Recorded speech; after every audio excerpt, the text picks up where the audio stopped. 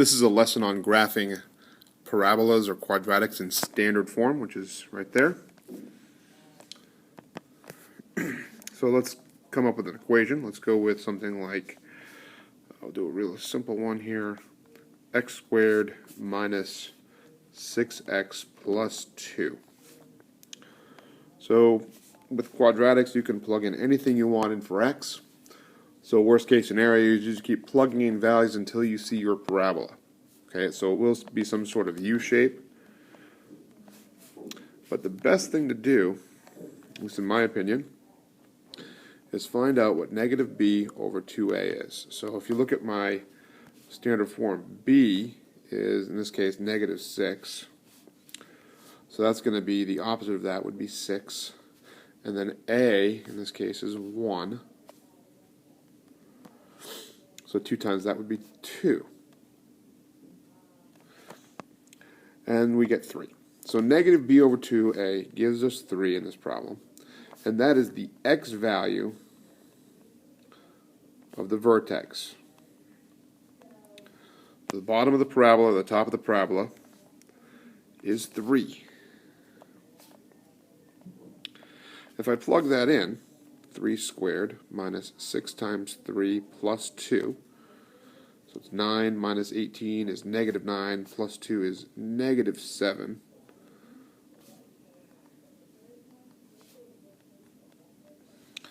So at 3, negative 7 is my vertex. I'm going to go ahead and graph that right off.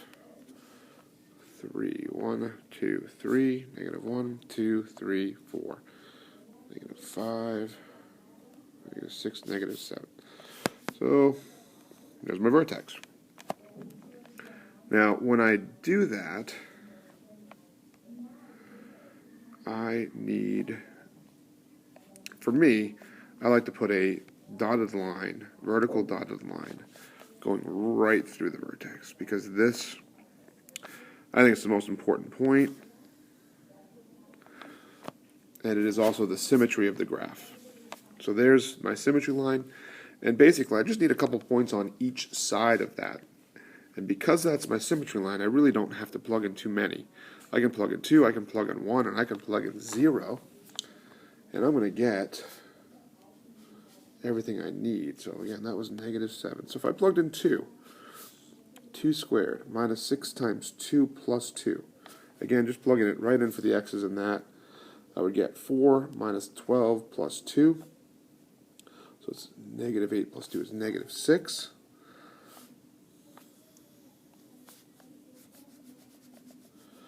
And then I'm going to plug in 1. 1 squared minus 6 times 1 plus 2. So it's 1 minus 6 plus 2, which would give me negative 3. And 0 is really easy to plug in. You should just get that c value of 2. So now I have some points to plug in. 2, negative 6, which is right around there, maybe a little bit further left. And then 1 is negative 3, and 0 is a positive 2, which is right on that y-axis. So you can kind of see that half of my parabola is starting to form here. And it kind of looks like that. And if I mirror over, this point right here is exactly 1 unit from that symmetry line. So if I went 1 unit on the other side, that's kind of too far. 2, 3. So if I went here, and this one is 2 units away, so if I went there, and this one is 3 units away, so if I went there, I would get my other half of my parabola, draw my arrows, extending it upward and outward, and I'm done. And that's how you graph in standard form. Let's try one more just for fun.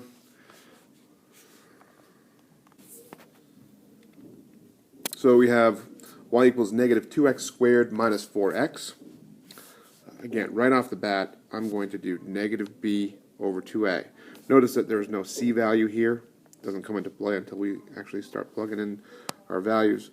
But negative b, the opposite of negative 4, is positive 4. and then 2 times a negative 2 is negative 4. So my vertex is at an x value of negative 1. So I'm going to put negative 1 here. And let's see, if I plug in negative 1, negative 2 times negative 1 squared minus 4 times negative 1. You've got to be pretty good with your negatives here. A negative squared is always a positive, so positive 1 times negative 2. And then I'm going to do negative times negative, so plus 4, and I get out positive 2. And again, I'm going to plug in numbers that are pretty close to negative 1. I'm going to do 0, I'm going to do 1, and usually that's enough, but I'm going to do 2 just for good measure. So we have negative 2 times 2 squared minus 4 times positive 2. So that's 2 times 2 squared is 4, negative 8. And then minus 8 is negative 16. I may not graph that. It's kind of pretty low. Okay, give it some room. Plug in 1, should be a little easier. Negative 2 times 1 squared minus 4 times 1. Negative 2 minus 4 is negative 6. That's a little bit more reasonable. And 0 should give me 0. It's pretty easy when there's nothing. You just plug it in and it's gone. So I've got some points. I know my vertex. So let's give it a shot. Let's try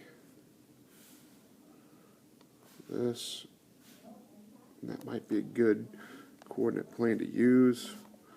So I'm going to go to negative 1, positive 2. There's my vertex. Again, I like to put a vertical symmetry line there just to have it. 0 should give me 0. And that's obviously right there.